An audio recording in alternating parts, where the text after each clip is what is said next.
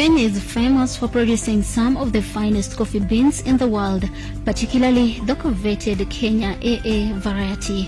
These beans are also known for their vibrant acidity, distinct fruity flavors, and tantalizing aroma. It's like a flavor explosion in every sip.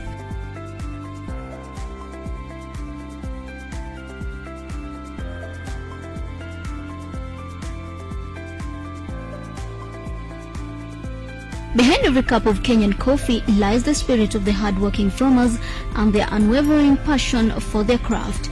Their dedication and expertise ensure that the flavors of Kenya are shared and celebrated across the globe.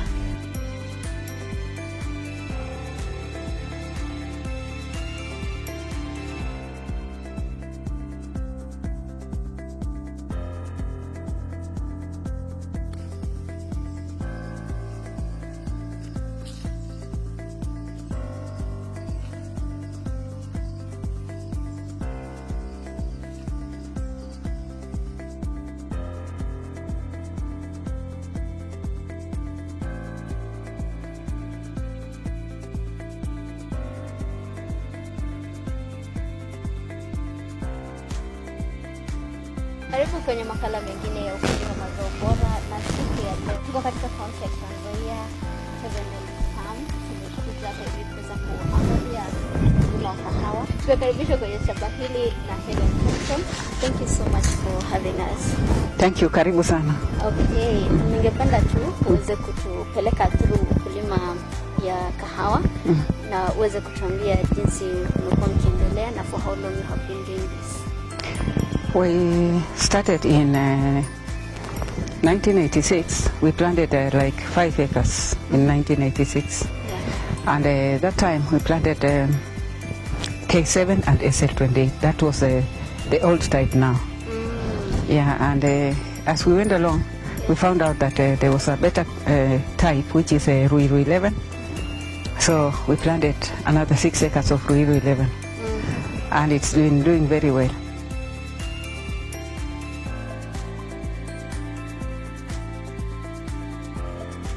This is seedlings we planted from beans, coffee beans. We call it coffee beans. When they grow up, they look like this. These are the very small ones now coming up. You can see the beans in them here. So do you produce your own seedlings? Where do you get the seedlings from? I get it from the research station, Kitale. And this is, as the bean is coming up, then when it comes, it opens like this one. See how it opens up? Yeah. Then the next stage is like this. Now this is the other stage of it. After how many weeks does it appear like this? That is after 6 weeks. Then it starts to grow. It doesn't grow until 6 weeks. Then we plant it like this. This is now about 1 year old. Yeah, and it can be planted, or it can be planted next year, after 2 years on the bed. Yeah. So after 2 years is when we are doing. Yeah, it will be like 2 feet. So that 2 feet, it will be good to plant. Yeah. So you talked about the varieties that you have. Yeah. What difference did you notice after transitioning from, the other variety to the old variety, the K7 and SL28? This Ruiru 11 is you get a bigger yield, and then also it doesn't attract a lot of diseases. Yes. What inspired you? You have been doing this for over 30 years. Yeah. What has inspired you to maintain, coffee farming, referred to other types of farming for all those years? It started by my husband. His father used to do farming, pig farming and cattle, and then he was doing maize. Then my husband realized that his father was not making a lot of money. So he thought what could make money that could sustain all the family. Yeah. So then he decided to plant coffee because there was a neighbor planting coffee and he saw it was doing very well. Yeah. And in a small acreage you can make more money.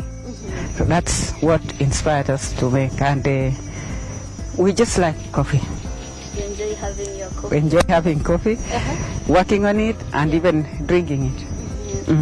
And with those years, what kind of experiences or lessons have you been learning through the way? We've learned that working on coffee farms, you have to make it a full-time job.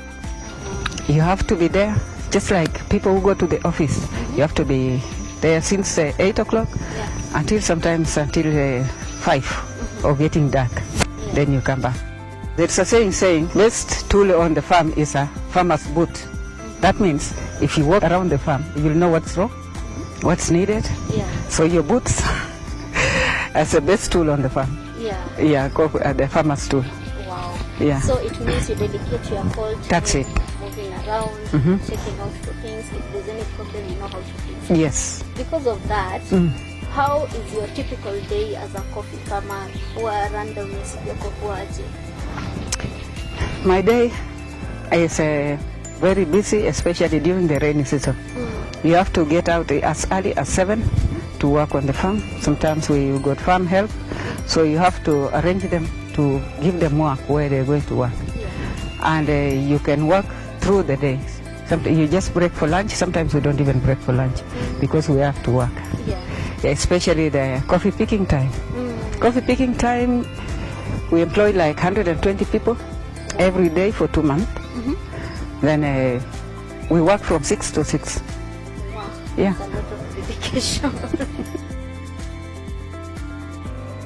So how do you ensure that you get the best quality from the beans that you harvest in the farm? When we bring the beans to the coffee factory, we've got our own hand pulper.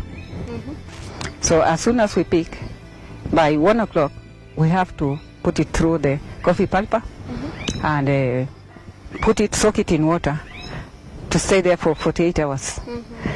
The big thing to get a good coffee grades is the way you ferment it. Yes, that's the secret. The way you ferment it. So we ferment it for 48 hours and we wash it and it dry it. We skin dry it for 3 days and then we dry it slowly for 2 weeks. 2 weeks. And then after that, like, just take it out for 3 hours, put it back in. Take it out for 3 hours, cover it. Yeah. And during this harvest time, inakuanga the rainy season ama inakuanga? No, it's a dry season. It starts in September. That's when the first picking starts. So we pick until December. When we finish in December, you don't finish everything when you pick coffee. Like there's some left that flowers later. So that is not much on the farm, but you pick it as mbuni. So hizo mbuni zinafanyiwa nini? Hizo mbuni zinadraiwa tu na skin, alafu zinauzwa hivyo hivyo, inaenda kwa company. Tuna company zile inachukua kama CMS, kama Sokofina. Yeah, so you choose where you want to sell according to the prices. If they pay good money, you take your coffee there. There's no restriction. You just choose where you want to sell. And how is the market so far? It's been up and down, but we can't complain. The economy is also bad. We can't complain. So over the years, kumekuwa na any improvements based on the market ama everything is just there's been some improvement according to the economy. Yeah, because even when we pick coffee, we pay more than when we paid 10 years ago. So now the coffee sales also, because of the economy, I think the shilling, also we get paid a little bit more. It just balances, yeah. So if you mentioned you have like 120 workers per day for those 2 months for picking time, yeah. So compared to the input for the planting season, for the seeds and the maintenance for each and every time until you get your harvest, do you feel like the profit margins are worth it? Ama how do you feel about that? Definitely they're worth it. They're worth it. They're better than maize, they're better than beans, and better than other, even sugar cane. Coffee is still the best. Wow.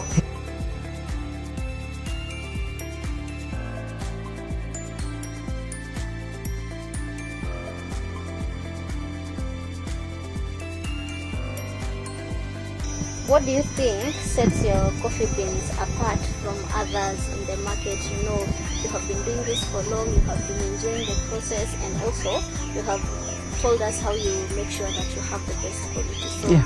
how do you ensure when you go there to the market, to those people you're selling to, yours are the best so that you keep going back over the years?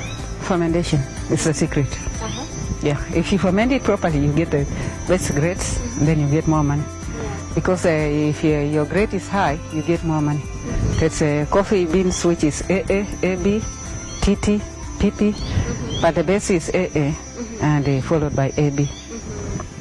So if you get those grades, you get those grades by the way you ferment it, by the way you dry it out in the sun. So I ensure my coffee is fermented properly. Yes, and then dried properly as well. The past few years kumekuwa na climatic change ambayo imekuwa ikiendelea. Has it affected the farming here? Yeah, there's a time it was so dry until so many people uprooted their coffee. And how did you And yours? we just we maintained it. We didn't get any profit, but we were able to maintain it. And also, there's a time the prices went so down that people thought if you plant maize, it's better than planting coffee. So they uprooted, especially in central Kenya. They uprooted their coffee. But at the moment, it's not bad. Na hapa hivi tunaweza assume coffee farm inashana like the entire place yenye umepanda kahawa. Yangu 24 acres. 24 acres of coffee only. That means 24,000 coffee trees. 24,000 coffee trees. Yes.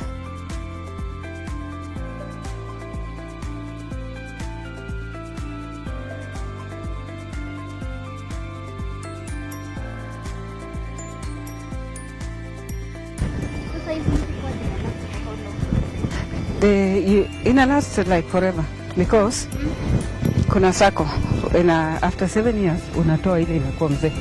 And how do you space them? Sasa measurements ya zamani ilikuwa from this one to that one. 9 feet. Lakini mzee aliona shamba inakuwa wasted akapanda line ya Ruiru katikati. So even if Sasa hizi ni Ruiru ameongezea katikati. Sasa inakuwa 1 meter by 1 meter. By 1 meter that way. Yeah. na sasa hii mti ukiangalia hivi kanika imelanisha kweli. How long has it been to be torn? Hii kwanza sijui ni ile ya kwanza kabisa 1986. Sasa vile iko hivi hii variety ni tall tu. Si ati imekuwa tall. This is the tallest variety we've got, S28 na K7. Na roots yake ni mzuri, inatafuta maji mzuri. Alafu hii ni kukata. Unaona kama imekuwa mzee sasa kama huyu. Huyu hawezi sasa sana. So wanatoa huyo na wanawacha huyu mtoto huyu. Sasa huyu ataweka. Alafu tena baadaye tunakuja wacha kama hii. Lakini inatakana itokee chini. Ndio ipate nguvu. Katikati hapa hivi hii tunatoa. Sasa hii haina kasi. Lakini ikitokea chini tunawacha. The next generation, yeah. So that's the circle of the tree. You take the old one, a young one comes up. That produces. And it just goes like that for 100 years. More. More than 100 years now. Kuna huko Kikuyuni, ile walipanda 1918. 1818. 1818. Na up to now. Bado tu wanakata. They just grown. It goes round. It should be a 7-year circle. Like you take this one, you leave this one for 7 years, and another one is coming. Should be 3 coming up. Yeah. So in each circle, there's a pattern. Yeah, there's a pattern. It's a few branches that are up, the rest are trimmed. Yeah. So why is that important? It's important because of the yield. When a tree gets old, it doesn't produce so much. So if you get a young one, inazaa mingi. Yeah. So hii yenye itakuja ku take over ndio itakuwa inaweka mingi. Yeah. Oh, so it does not matter kama ni huku chini or the new branches up. That's it. Nice. And it always brings a new one. Kikata inatoa branches chini. Naona hii sasa they're young. This will produce so much by next year.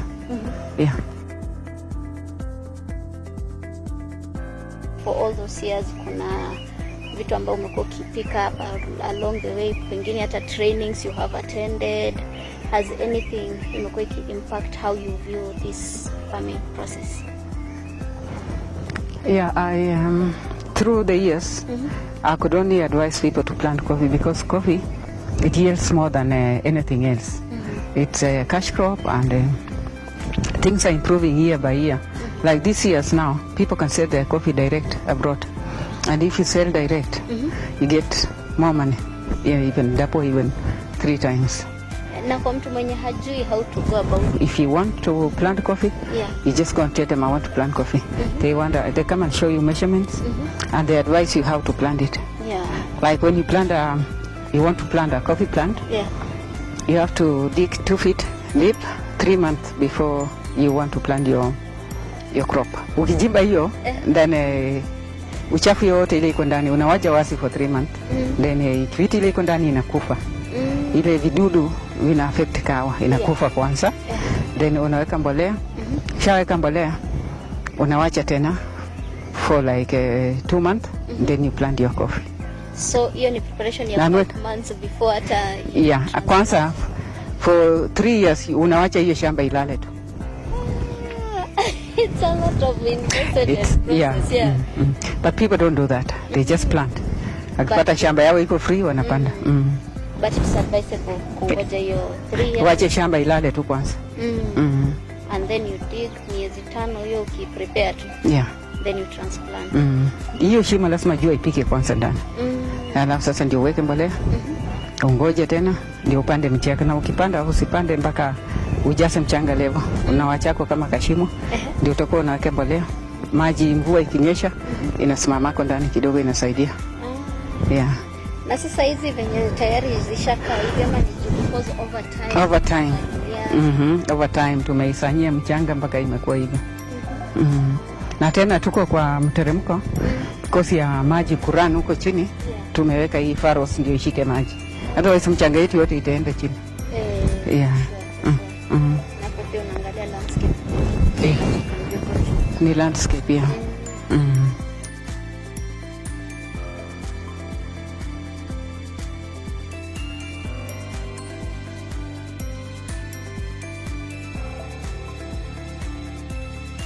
Nimeenda training, nimefundisha jinsi kuanzia kupanda kahawa hiyo mpaka processes zote, kupalilia, madawa ya kupiga, kuchuna. Najua ukichuna itakani uchune na ilale kwa store. Itakana uchune na iingie ndani. Otherwise fermentation itaanza ndani ya hiyo ngozi hiyo. Na itaweka ladha nyingine itasi mzuri. So lazima ishagwe. Ianze fermentation for 48 hours. Alafu uoshe, ukaushe. Na ile kitu nimeona kahawa ni kitu mzuri. Kahawa iko na pesa. Na imesaidia watoto sana, imesomesha watoto. Imetukip. Unaweza ona tuko tu sawa. Tumezoea sana, tunajua tu ikifika mwezi fulani ni kupalilia, kufieka ndani. So unaona hata tumeshapalilia ndani iko mzuri. After how long do you palilia after kuvuna? Inatakana tuanze, unajua ni kuvuna inaisha December. So tunaanza January. Pruning. Pruning for 2 months. Alafu by March tunapalilia before the rain. Tukipalilia na mvua inamea tu haraka. So tunapalilia before the rain, which come at the end of March. So inakauka mzuri. Mvua ikikuja tena au hatuwezi palilia because during the rain, because mizizi itakuwa inatafuta chakula. Sasa ikinyesha na inaanza kutoka inatafuta chakula. Lakini wakati ya jua ni kama imelala kidogo, so tunapalilia wakati hiyo. Na considering shamba ni kubwa, na unasema kupalilia ina take hiyo 2 months, ama hizo preparations zote huwa zina take 2 months. Unakuanga na structure yenye ina determine tunaanza na hii section, then tukimaliza hapo kitambo miezi 2 isha tumezunguka shamba yote kwa so big. Shamba kwanza si kubwa hata. Wakati tunataka kupalilia, kuna watu, tuko na labor mingi sana. Unakuta family 2 inataka kuchukua hii shamba eka 5. Wanasema hao wenyewe. Na wanaleta na watoto yao. Na wanapalilia. So watu wanachukua ma lines tu, na kitu ile nimejua kama hii shamba sasa najua iko line ngapi, iko block ngapi. Sasa hata nikiwa nyumbani tu mtu akisema nimepalilia upande fulani najua hiyo ni shilingi ngapi.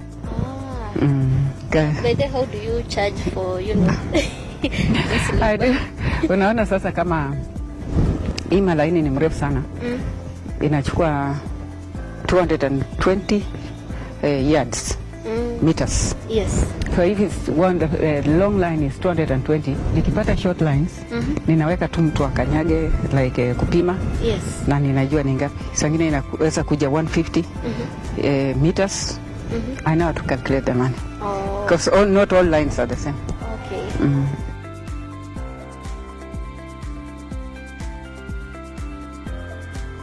How do you market and sell your coffee beans after ushaangalia grade iko quality poa kabisa? There are companies who buy our coffee. There's CMS, there's Socofina. They come home, the salespeople, they come and they ask you if you can take a contract with them. But you have to look at the market and know which company pays better. If you know the company which pays better, then you can sign a contract with them. Yes. And this can last for how long? During the only one season. Contract is one season. Next year, if you want to move, you move to another company.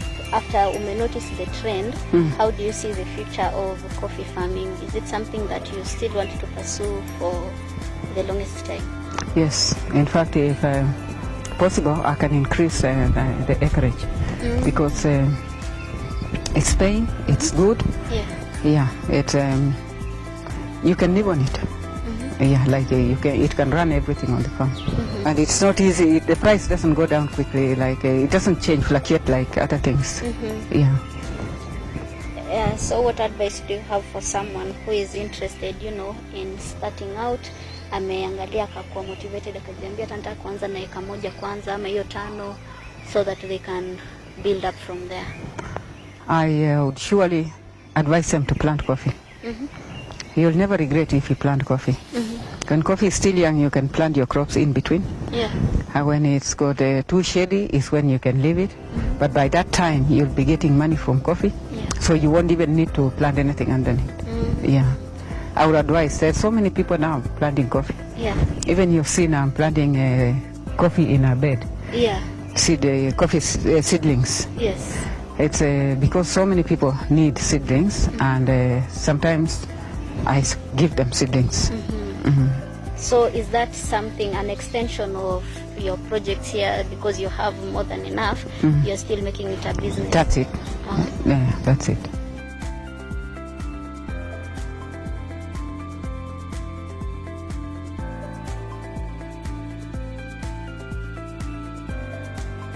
Hii yote ni coffee trays. Wakati tumeosha tunapeleka huko nje kuanika.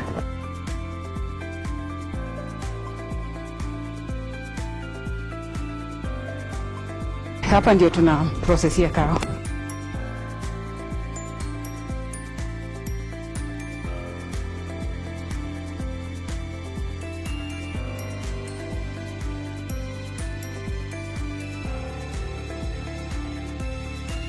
Hii ni troughs. Hii yote tuna processia mpaka mwisho. Sasa tunaweka rego hiyo hand pulper hapa. Halafu sasa ile maganda inaenda huko na beans inaenda huko. Then kuna maji ndani. Hapa kuna mtu anaosha. Then ikitoka hapa inaenda kwa basins. Wanapanga basins mpaka mwisho. So maji inakuwa hapa. So anaosha na kumwaga. Yeah.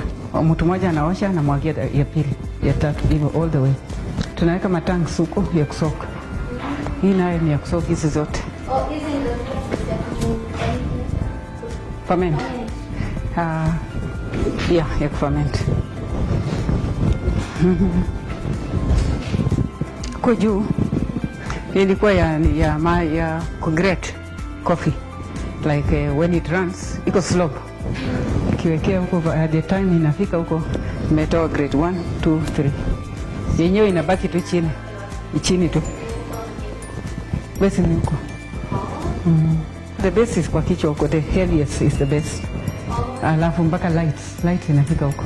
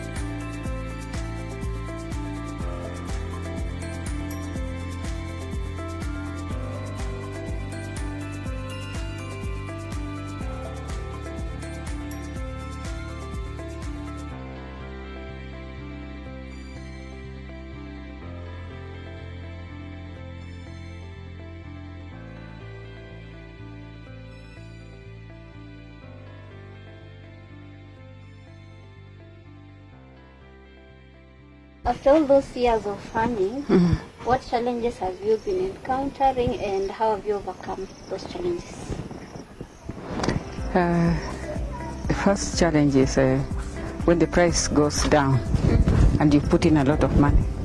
That is the time when you feel it, you're losing something that you feel like you want to start on something else and leave the coffee. But we've hung in there until the prices change and we get better prices. But other challenges are like the prices of fertilizer. Yes. Prices go up. You can't put enough on your farm. And also the prices of the labor, the prices have gone up. People want more money because the economy has gone bad. Yeah. So those are the challenges we get. Do you ever encounter any challenges with pests and diseases? Yeah, we do. We do. There is a coffee berry disease, CBD, and also there's acorn dieback. We use chemicals to maintain that. Yeah.